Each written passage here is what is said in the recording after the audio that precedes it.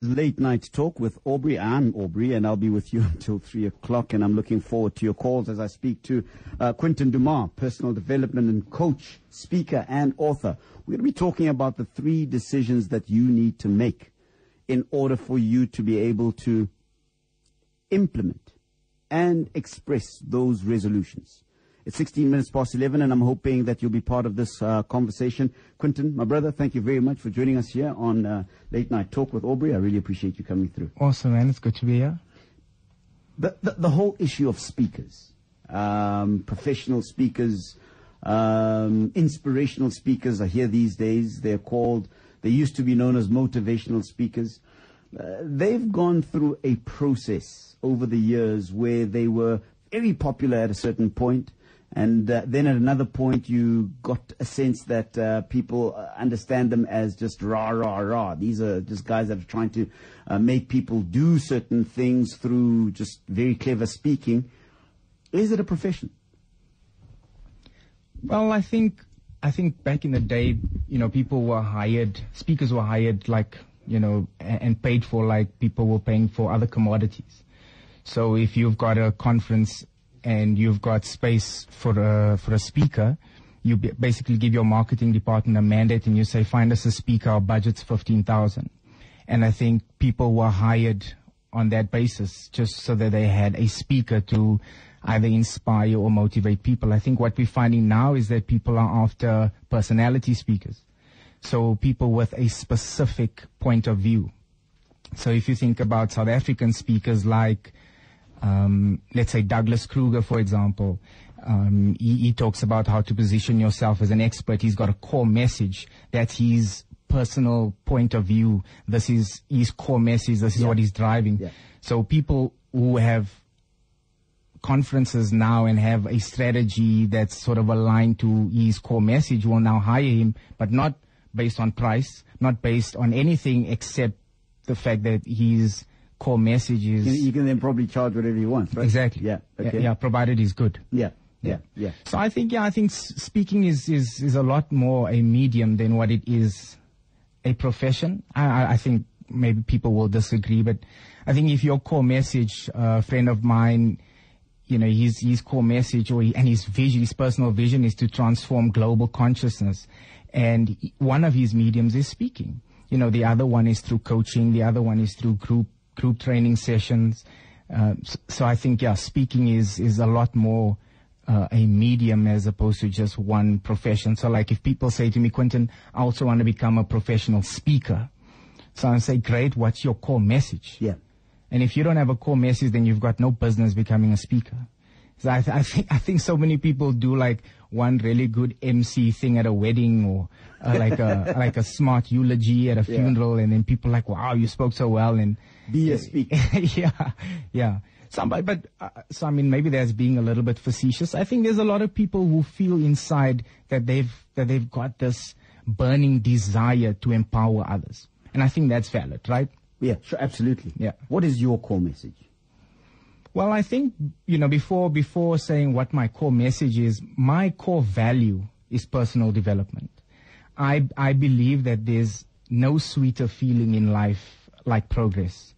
Whether it's spiritually, whether it's physically, whether it's professionally, the whole idea about getting better and better every day, being better this year than what you were last year, or being better today than what you were yesterday, is such a sweet feeling. So I think at my core, one of my values is personal development. So, sure.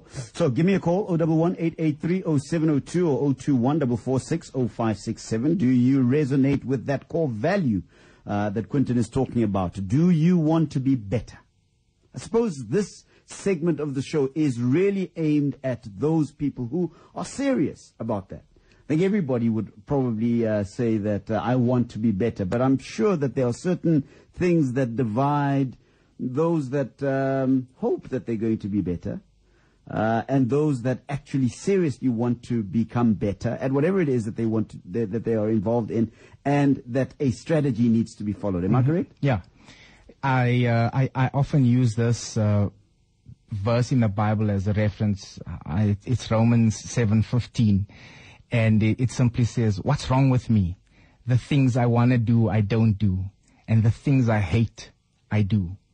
And that is, I mean, that... the existential problem of humanity. Yeah, it's like, I mean, this thing just doesn't go away, you know, especially now in the festive season. You'll watch people, you know, as they throw down that red velvet cupcake, you know, as they chewing it, they're saying, this is the last, you know, from Monday, it's not going to happen. And Monday, I'm in the gym. The last smoke. Yeah, this is the last smoke. I'm not doing it again. So I think we all struggle with that. You know, the things I want to do, I don't do. And the things I hate, I do. Why is that? Why is it that so many of the decisions we make, we don't follow through with? And why is it that we don't realize that our self-respect slowly but surely deteriorates every time we don't complete something we personal started? Integrity, I suppose, is what you're talking about. So give me a call, 011-883-0702, 021-446-0567. Do you want to be better, but seriously want to be better? Have you got a strategy? What is your core value? Is there a sense of personal dignity within yourself? I'm talking to Quinton Demar. He's a speaker. His core value is personal development, and I'd like for you to engage with him as we talk about the 3 decisions that you need to make in order for you to, I suppose, manifest that personal dignity, that personal value system that is going to make you do what you say you want to do. What have you discovered? Why is it that we do that which we hate and that which we love we don't do? Yeah, I think there's a few reasons. I think the one is, so we're talking about New Year's resolutions coming up, etc. I think very often we decide to pursue goals that are not necessarily aligned to our core values.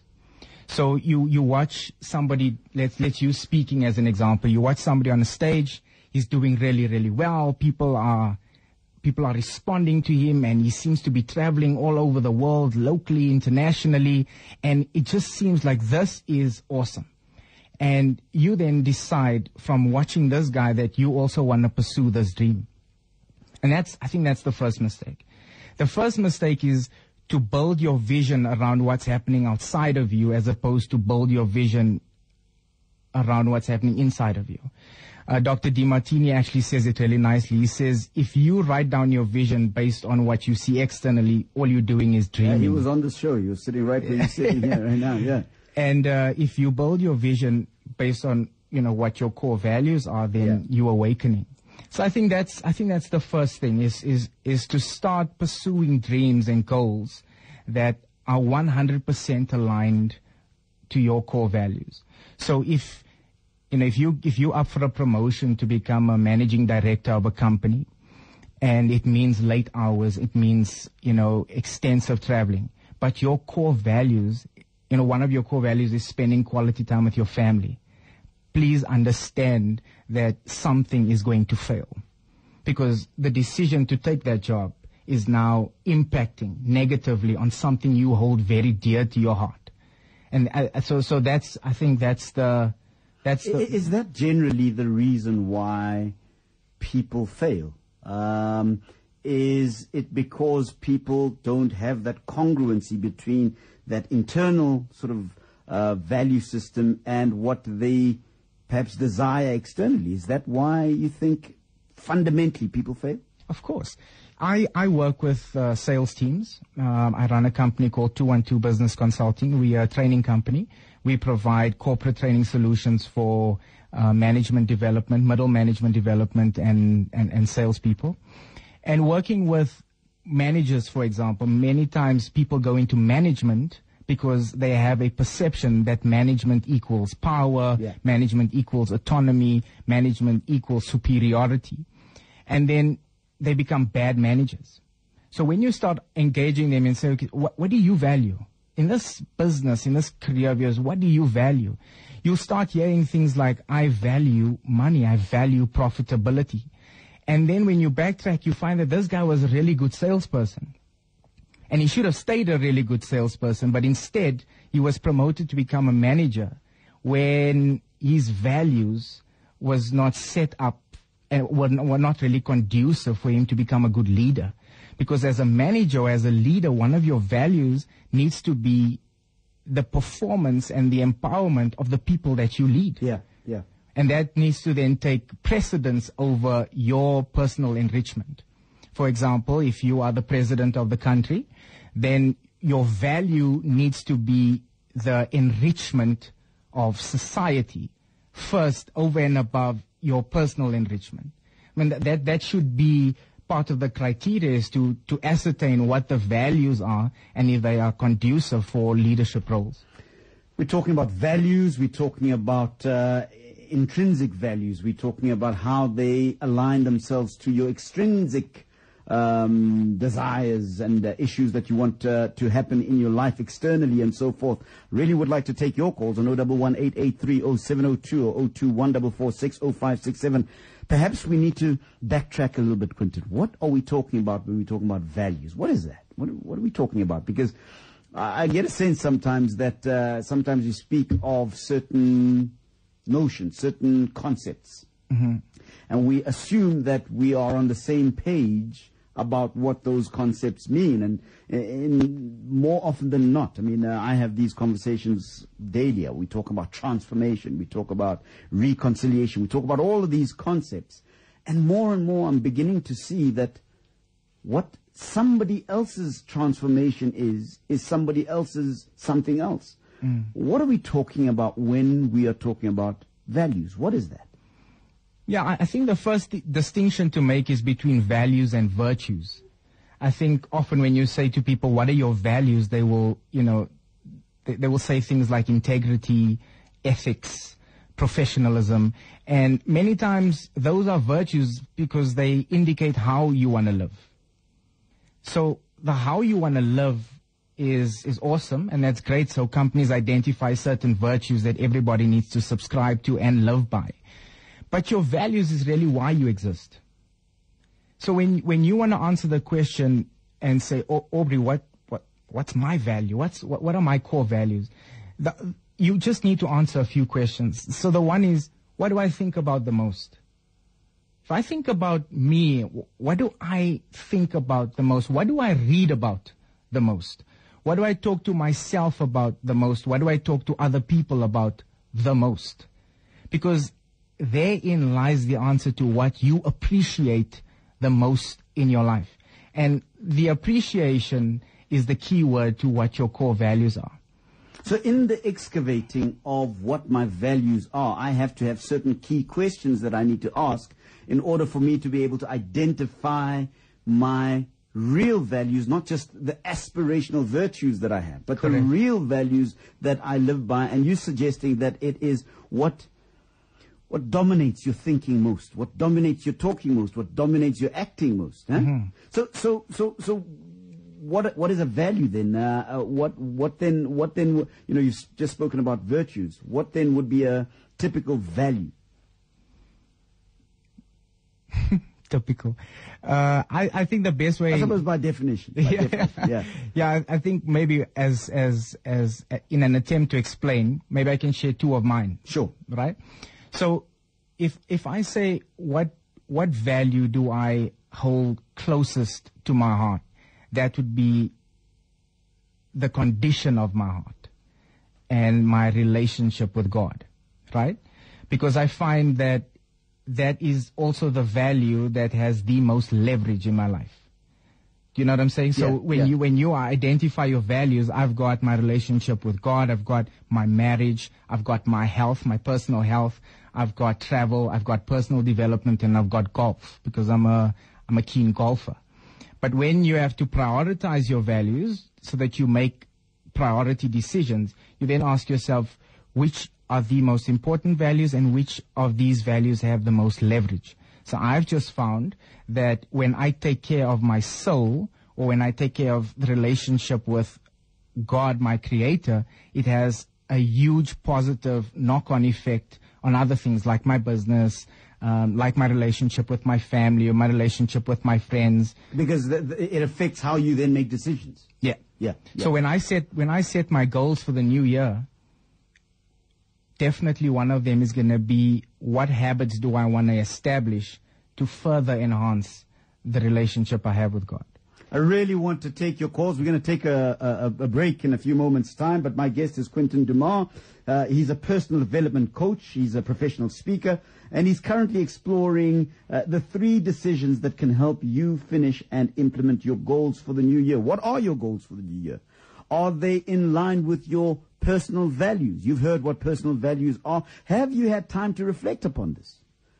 Because it appears to me that part of this means a process of reflection, a process of actually getting in touch with who you are at a value level, not just at an aspirational virtue level, if I understand Quinton, what Quinton is saying. So give us a call, 011-883-0702 or 021-446-0567. Why do you keep doing the things that you know you shouldn't be doing and not do the things that you know you should be doing? Why is there this constant self-sabotaging in your life? Give me a call, 011-883-0702 or 021-446-0567. When I come back, we take your calls. My guest is Quinton Dumas. So we're talking personal development, but we're talking specifically about the 3 decisions, and I'm sure there may be more, Quinton, but the 3 decisions that you need to make in order for you to actually make those aspirations, those and they'll probably become New Year's resolutions next year, but those things that you want to see happen in your life. We were talking earlier on about the value systems, the core value systems that you have, and one of those that you spoke about is your relationship with God. In order to be able to identify these value systems, do you have to be religious? No, and I think also, like I was saying off air, is that I don't think it's a religion thing. I think it's a spirituality thing. You know, so it's about being in communication with your Creator. It's amazing what happens when people believe that they are loved by their God. So regardless of what your religion is, regardless of who you say your God is, you know, many people will testify to the fact that amazing things start to happen. People start to feel empowered. People start to feel free when they begin to experience an unconditional and supernatural love from their God. Is that unconditional supernatural love from your God a manifestation of your own thinking, or is it independent of your thinking? I think it's a belief system. I think you need to determine whether you want to believe that your God loves you, or so I mean, you're moving on some strange ground here. So are you saying you're moving there? But are you saying to me that I decide whether I'm loved or not? You decide whether you believe the Word of God, or whether you believe the Bible, whether you believe the Quran, or whatever your frame of reference is. My Bible tells me, for God so loved the world that He gave His only begotten Son. He did that for me. I choose to believe that. Okay. Yeah. And that is part of the path that you need to walk on to find this internal sort of value system. Well, for me, I think I wouldn't have been able to do it without that. But I believe that people who are not necessarily spiritual or religious will still be able to identify with what is at their core. Because regardless of who you speak to, people have burning desires inside of them that they cannot even explain how it got there. So when you speak to somebody that started and now has a successful travel company, you say, how did that happen? They'll tell you that at my core, I just couldn't stop thinking about travel. I couldn't stop thinking about the feelings that I experienced when I visited different places, and all I wanted to do was set up a business that allowed other people to do the same. I wanted people to experience what it feels like to land at JFK, to experience what it's like to be in a yellow cab. I wanted people to experience what it's like to be in Frankfurt, for example. But where did that come from? Where does this desire come from to want to experience these things, and to want other people to experience them as well? Somebody somewhere placed that desire in you even when you were formed in your mother's womb. So and whether you're religious or not, you have to identify with the fact that there are things that sits right at your core that you just can't help but pursue and think about and speak about. It appears to me, from what you're saying, that success, the ability to achieve your goals is a very spiritual thing. It's not just about the techniques. We'll talk about some of the techniques in that 3 decisions process that you were talking about. But I'm sure that there's some techniques, but it appears to me that fundamentally the achievement of goals, perhaps success, is a spiritual thing. I'd say yes. Give me a call, 011-883-0702 or 021-446-0567. What are your goals? Are they in line with your core value system? Do you know what your core value system? Have you done the reflection, the thinking, the meditation about your core value systems? And out of your core value system, what flows out of that? I'd like to take calls on that, 011-883-0702 or 021-446. We are at the end of the year. A lot of people will be having these kinds of thoughts, and people will obviously be making New Year's resolutions. We're talking about how do you make the New Year's resolutions that are going to ultimately be made manifest. Give me a call, 011-883-0702. So we've talked about all of the cerebral stuff, I suppose, the spiritual stuff. What do you have to do, practically speaking? Okay, quickly. So, I mean, even though it's spiritual and it's maybe a little bit abstract, it's still practical, right? Because there are, I mean, like the questions I mentioned earlier, that's very practical. There are steps, you follow them, you answer those questions. What's at my core? What do I think about? Another question is to say, what disturbs me? Because sometimes our values are informed by things that we have maybe let go of. I'll give you an example. One of my core values has now become my health, my well-being, and my vitality. But this was informed by a series of or at least a period of time where this was failing, where I was failing dismally. You know, if you had interviewed me a year ago, I'd be 16 kilograms heavier. You know, I was diagnosed at the age of 20 with type 1 diabetes. So I've been taking insulin in my body for the last 15 years. And I just saw myself deteriorating from a vitality perspective. However, once you make that switch to say, I am now prioritizing my well-being, my vitality, and I'm making this one of the things I value most. I start to make decisions aligned to this value, and I start to establish habits aligned to this value. So what you eat, when you exercise, and therefore that is somehow going to impact on what you buy at the supermarket. Absolutely. How much of that you buy at the supermarket, and it's got a whole sort of domino effect in many areas of your life. Exactly. So if you clear on your values, right? If you say my wealth, my health, my well-being, my vitality, that's one of my core values. You're certain about it. You have a made-up mind about it. All your decisions, your decisions start to be quicker. You become a little bit more decisive. You're never in limbo. You go to a restaurant, you don't need a menu, right? Because what does a menu do? A menu gives you a whole lot of options that are not necessarily aligned to your values. So when I go to a restaurant, I've got a made-up mind of what I'm prepared to eat and what I don't want to eat. So if we go, let's say we go to Doppio Zero, I'm going to ask them for 2 scrambled eggs. I'm going to ask them for pork sausage, perhaps, and maybe 2 rashers of bacon. I'm not going to do toast. I'm not going to do potatoes. I may not do the halloumi cheese, but I've already made up my mind as to what my eating habits are, because I know that at my core, I now value my well-being. I value my vitality. I want to live longer. I want to live stronger. And I really want to enjoy my life. I just love that analogy about how making the decision around your health then makes you more decisive about how you want to eat and how that impacts other areas of your life.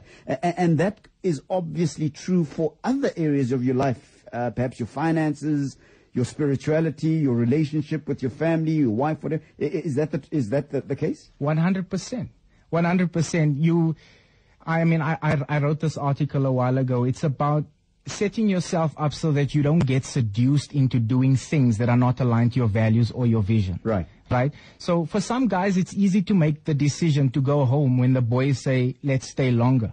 It depends on, where does your relationship with your spouse rank in terms of your core values. Your core values. If you've decided up front that this is a high priority for me, your decisions are easy. You're decisive. You don't have to think about them. You're not in limbo. You don't have this stage of perplexity. You're happy with your decisions. You decide and you move forward. So it does do that. Business, what you see right now with entrepreneurs is a lot of perplexity. So they fill up their diaries with lots of meetings that they accept, and they don't know why they accept it. So I meet Aubrey, I haven't seen him in a while, and Aubrey says, hey, we need to chat, I want to do this thing, and you say yes. Not really sure why you're saying yes, not really sure if it's aligned to your vision, not really sure if there's a connect with your values. So what happens is the entrepreneur is looking at all sorts of opportunities, thinking and lying to himself and saying, well, I'm diversifying. Okay, yeah. I'm not putting all my eggs in one basket. The truth of the matter is he's not focused. And one of the reasons he's not focused is because he's not 100% clear on what his vision is. The reason why he's not 100% clear on what his vision is because he's not 100% clear on what his values are. 011-883-0702 or 021-446-0567. Taking your calls. My guest is Quinton Dumas. He is CEO of Personal Development Company. He's a speaker. He's an author of 212. Love to take your calls. Very interesting stuff coming out of this conversation. Let me go straight to the lines. Zuko in Brakpan. Hi. Hello, Zuko. Hi. Yeah, can you hear me? Yeah, we can hear you loud and clear. Go for it.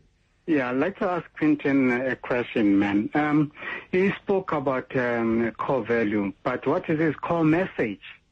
He was about to talk about it, but it just ended somewhere. What is his core message? I'd like to know his core message.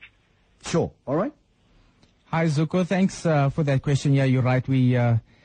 Aubrey asked me what my core message is, and I went to my core values. So my core message at a professional and at a personal level is really helping people make better decisions and implementing those decisions with what we call gravitas. So if ever you in a room with me, or you in a training program that I'm facilitating, or you're sitting at a conference where I'm speaking, I'm always going to be speaking about how to make better decisions, how to fashion superior responses to all of life's eventualities, and how to follow through with your decisions with what we call gravitas. Zuko, are you happy? Yeah, I'm quite happy. Yeah. All right. So where is this? Where is it based? Is it based now? You keep listening. He's going to give us those contact details. You keep listening on the radio, all right? Thank you very much. Great stuff. Yusuf and Benoni, hi. Good morning, Aubrey. Yeah, good evening. We are not that in the morning yet, but I hear you, Yusuf. Go for it, man. Yeah. All I wanted to say is that, when we are born with these two forces that the Almighty has blessed us with. And in between, we have the two forces. It's a positive and a negative. And then in between we have is the desire that controls these two forces. Yeah. What I'm trying to say is that you can identify like the right from wrong. Yeah. And then that's how our life is governed. You govern your own life. Okay. All right. Yusuf, thanks very much for your call. I suppose there's a lot of truth in that. I mean, that when we're born, that there are certain those value polarities within us that we need to be dealing with. I believe somebody said about a Cherokee saying, said that you've got two wolves living in you at any given time, but the one that you feed the most, is the one that wins. The one that wins, yeah? Would you care to comment on that? Yeah, I think I would have liked to hear Yusuf sort of, maybe elaborate or, ask a direct question. I'm not sure if he wants me to comment on that or if he's just making a statement. Oh, I mean, if you have a comment, go for it, man. Yeah, so I think we do govern our behavior, because I think that's what Yusuf is saying. We govern our own lives, and that that talks to something that I also advocate, that is that we live by design, not by default. Somebody else is not controlling the decisions we make. So again, regardless of what your religious beliefs are, everybody will agree that the one thing that nobody can take away from us is free will. Freedom to choose, freedom to speak. So nobody controls that for us. So yeah, I think we do live by design. And to a large extent, we do govern our own lives in terms of our behavior. And that's what I'm trying to do. I'm trying to help people fashion superior responses to all of life's eventualities. And sometimes it's also to be okay with the mistakes we make. Because you're right, life is about polarities. It is about understanding that life is not about perfection, it's about progress. And how you make progress is by accepting some of the mistakes you make and then just slowly but surely becoming better and better every day. You talked about gravitas, injecting gravitas in the way that you make decisions. Elaborate on that. Yes, I think we like the word gravitas because it talks about dignity and seriousness and depth. So if sustainability. Yeah, if somebody does... So I'll give you an example. If you say, well, I would like to have Mark Lottering in a movie where he plays the president. Somebody may say, well, Mark Lottering's a great comedian. He's got a great personality. He's infectious, but he may not have the gravitas for the role of a president. The appropriate character for the appropriate role. Yeah, so it's more around the seriousness and the dignity around the word. So when we talk about implementing your habits with gravitas, it's about really taking your decisions seriously. And to walk around saying, well, I am walking around with a made-up mind, it's about separating yourself from any other possibility. So if you say that I am going to start a new eating plan on Monday, and you want to implement this thing with what we call gravitas, then it means in your mind there is no other possibility. It's not a maybe. There's not a plan B. No, there is no plan B. That's one thing. And we talk about also establishing and formulating one habit at a time. Because that's another mistake we make is we say from Monday I'm going to change the way I eat. I'm going to change the way I engage with my customers. I'm going to change the way I dress. I'm going to speak differently to my wife and to my family. And I'm going to learn Zulu. I'm going to learn to play the piano. It's just too many things. So the idea is that just one habit at a time.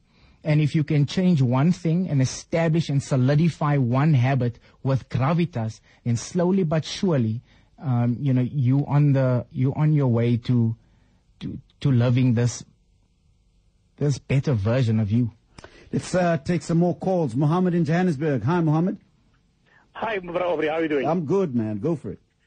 Yes, I was listening to your guest. I agree with him about feeling confident, feeling the presence of God. Like, for example, you as an adult, your child when he's making his first step or taking him to the pool to swim or riding a bicycle, he feel confident when he sees his father holding his hand. Yeah. But you have this big being around you, and he on difficult situations, he pulls you out. And there are times when you, for example, you do something wrong. It can be embarrassing, but God protects you. He don't expose you. Yeah. So for my belief as a Muslim, there is a triangle which maybe your guest can elaborate. Yeah. We say health, wealth, and faith. They go together. This is your capital. Yeah. It's like a businessman having investments in a trust. Your unit trust is the three things. Yeah. Health, wealth, and faith. If you don't have the faith, you won't be able to sustain when you're not healthy, and vice versa. So they're interlinked. So you guys elaborate. Thank Mohammed, you, thanks very much for your call. Much appreciated. Let's speak to Temba in Johannesburg. Hi, Temba. Yes, sir. How are you? Good, thanks, man. Go ahead.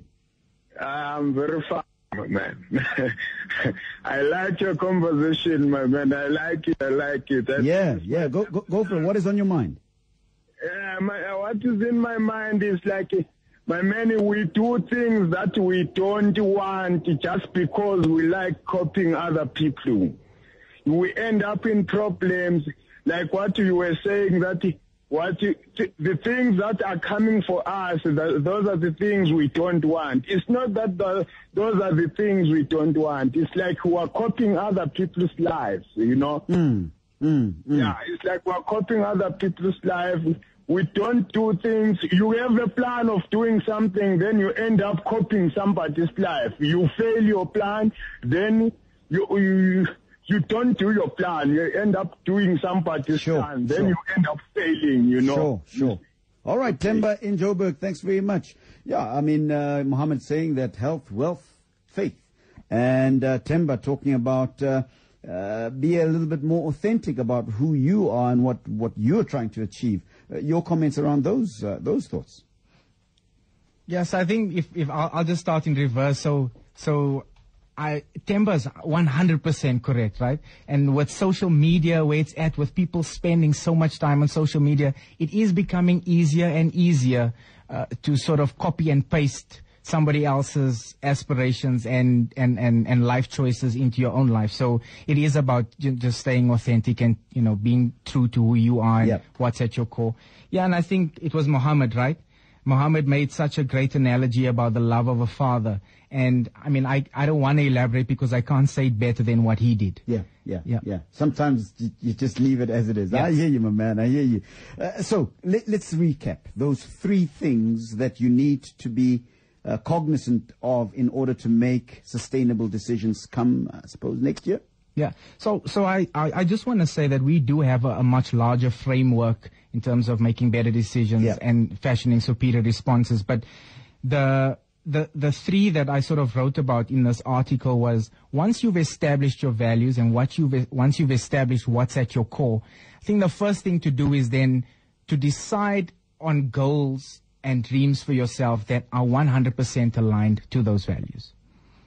Yeah. So if it is entrepreneurship, if you're sure, let's say your part of your values are certainty and safety, then maybe entrepreneurship's not for you. Yeah. Because entrepreneurship does not provide certainty and safety. Yeah. It's everything but.